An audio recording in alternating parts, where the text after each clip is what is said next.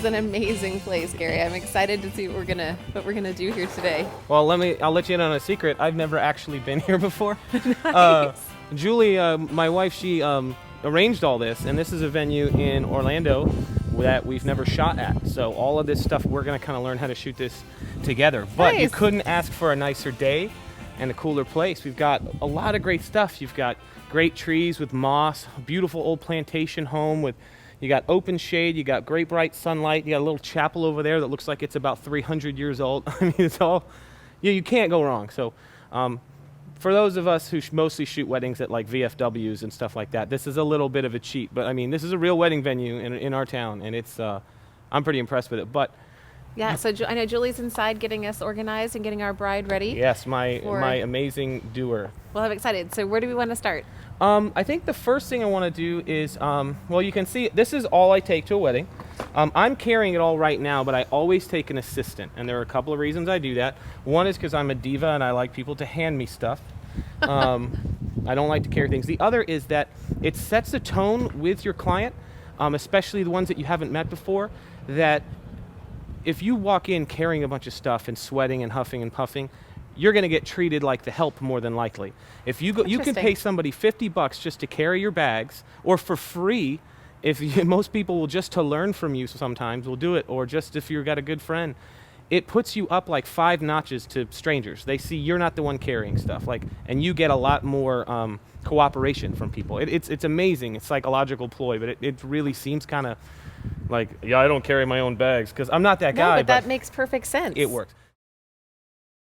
I want to just talk a little bit about coming into a place that you've never been before and identifying good places to shoot, kind of doing a site survey. Okay. I recommend, if you have the opportunity to, if you've never been to a wedding venue before, go there the day before at the same time you're going to be there and see what it looks like, scout out some places. If you don't have that opportunity, we shoot a lot of weddings out of town, and so we're flying in sometimes the night before, and we don't always have time to go do a site survey. Right. But it's better to go in armed. But if not, we're going to talk a couple of rules of thumb, ways to identify light sources and locations. And I mean, the problem with this place is there's too much. I never shoot anywhere that's pretty, that's not completely All right, true. so we'll challenge you. We'll find the worst place and see if what you can make out of it. Dude, give me the ugliest catering hall on the planet, and I will give you amazing wedding pictures. I don't know what to do with all this. This is going to be a challenge for me. But so things that I look for when I start.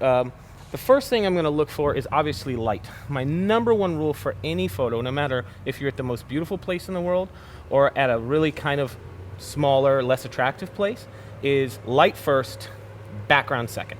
You choose your light before you choose your background every single time. If you've got a beautiful bride and groom and a beautiful location and the light stinks, the pictures are going to suck. That's just the way it is. But if you've got a plain wall and great light and a good pose and good interaction with the client, you're going to have a great image because, that's maybe a nice chapel over there, but the sun is right on it and you get really harsh light on your subject if you don't know how to find the nice light. And you could have a great picture of a great building with really poorly lit people in front of it. So light first, background second. And so right now I'm looking at this saying a little bit towards the end of the day when the light's more even, I can use this as the background. And that would be great leading lines and a great shot for the venue. You always want to be shooting for your clients, but keep in mind that if you make great shots that make the venue look good, it could turn into more business for you, which is always cool. Sure. Speaking of the venue, we've got a metal roof on an old plantation home. So you've got your roof with a sun right on it that's about 100,000 stops brighter than the actual building itself in some of the shaded areas. So I'm banking right now that I'm going to shoot this venue later in the day, maybe even like before reception. I'm not going to shoot the venue when it's not going to look its best. Okay. And so if I'm typically at a wedding, most of the time we start anywhere between 11 and 3 or 4 o'clock. And so I'm going to, since you're getting scenery, you want the light on all of it to be as good as possible. So I'm going to bank that. I know I'm going to shoot the outdoors later, and I'm looking at great spots like over by the fountain where you got shade, but you still got the ability to use some of that sunlight and get some direction. So look where the natural light's good, and if the natural light's not good, we've got lights that we can use and bounce light around and all kinds of cool stuff. So right in my mind, I've probably got 10 or 12 places where we can do pictures. And in terms of pictures, I'm talking about portraits with the bride and groom because that's what we've got today. So it's definitely the first thing you want to do is identify your light sources, identify your locations, and then bank them, and then don't worry about it. Like, you want to pre-plan as much as possible. Don't ever be walking around with your client going, okay, where do we go next? What's our next place? All right. People are typically uncomfortable having their picture taken, most normal people. And so if you don't look comfortable and confident and in control the entire time, they're not going to be comfortable as much as they would be. But what's really cool is I look at a situation like this and I see good amount of shade and also harsh sunlight. If you bring the right gear and you've learned a few techniques, you don't have to be afraid of harsh light. You can actually use it really well. So I would definitely use that. In any situation like this, I would pick a safe shot, something probably with open shade, and then I'd take another shot where I'd be a little more experimental. And that enables you to not only to shoot more creatively, because you don't want to be just a wedding photographer that's just shooting off a list and go, okay, I got all those done, I've successfully completed this wedding, all right, let's go to the bar. I want to be somebody that's creating images that not only are going to get me more work and impress my clients, but also feed that need to create that's in a lot of photographers. So I would definitely use the spotty light. Also try to create something more artistic for sure. So at this time of day, what would you do here? Would you work in this area? Well, if I had the choice, I might pick somewhere else to start with, but actually I really like the spottiness and I would use it. The first thing I do is I'd probably find a spot and I would do a medium length to close-ups with the bride or the bride and groom, something that's not going to feature how spotty the background looks. And that would be really easy to do because I love the look of the trees and the greenery and get a really cool rustic look somewhere like right over here in these trees. And then I would use the spotty light and I'd backlight the couple, or I'd put the bride in it and cover her face with the veil and just get really hard shadows and just go for it. You know, you can turn a negative into a positive and just call it art. You know, why not? So I like this spot because not only is the light nice and easy, but it's very pretty, and you also feature some cool stuff about the venue, and venues love that. So we've got these great French door kind of things and the beautiful fountain. Sorry, I'm not an architect. I don't know what stuff's called. Like, if it's big and it opens both doors, it must be French. You cracked me up. So we have a lot to work with here, and on a day when there was a wedding, the fountain would be going. And so I'm thinking I'm going to shoot along the building using leading lines. I'm going to shoot through the water in the fountain, creating some really cool out of focus foreground. And then I'm going to probably do a shot that's going to feature the fountain and what's behind it. Bearing in mind, I'm going to crop it so as not to get the metal roof in there, which right now is the sun's hitting it and it's very blown out. But there's a lot to work with right here. Wow. So I think we found the magic spot for this time of day, this time of year. This porch looks awesome. You want a model for this one?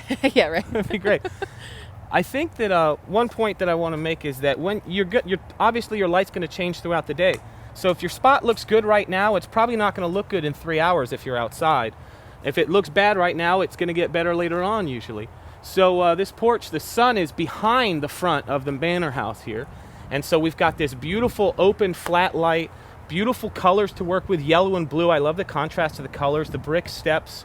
And then, you know, you got the railing and the rocking chairs. It's nice because the ceilings are taller here. Yes. Than over there. So we got that direction coming in. You've got a little more light to work with. It's a lot more pleasant. And plus just the whole scene.